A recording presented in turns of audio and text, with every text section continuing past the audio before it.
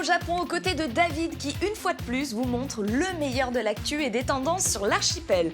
Une mise en bouche qui vous prépare à la suite du menu avec les dernières news de la rédac. On regarde.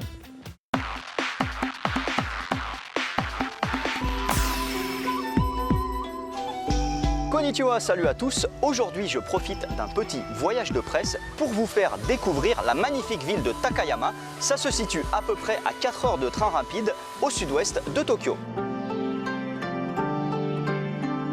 On commence avec une super visite historique avec l'ensemble des bâtiments qui se trouvent derrière moi. Ça s'appelle le Jinya. Certaines parties ont plus de 400 ans. Et en fait, le Jinya, c'était un bureau régional du gouvernement lorsque les shoguns et les samouraïs dirigeaient le Japon, donc entre 1692 et 1868. À l'époque, il y avait 60 bureaux régionaux, mais aujourd'hui, il n'en reste qu'un seul qui a été conservé en l'état, ici. Donc c'est une très grande chance de pouvoir le visiter.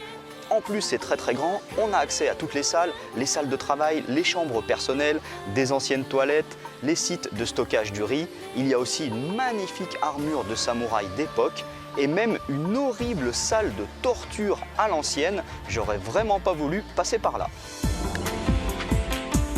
Quelques précisions sur Takayama quand même. En japonais, ça veut dire montagne haute et c'est normal puisque nous sommes entourés par des montagnes qui peuvent culminer jusqu'à 3000 mètres. Mais ce qui fait tout le charme de Takayama, c'est que la ville ressemble beaucoup à la célébrissime Kyoto.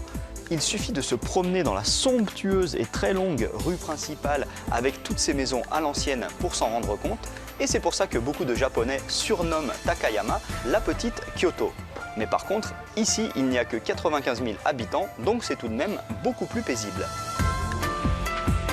Autre chose qui fait la réputation de Takayama, le saké. Comme on est dans une région montagneuse, l'eau est très bonne, le riz aussi, et donc le saké, alcool de riz, est très bon aussi. Et même si la ville ne fait que 95 000 habitants, il y a tout de même 7 usines qui fabriquent du saké ici. Donc c'est super, il y a plein d'endroits dans lesquels on peut avoir beaucoup d'explications et aussi bien sûr faire des dégustations de saké.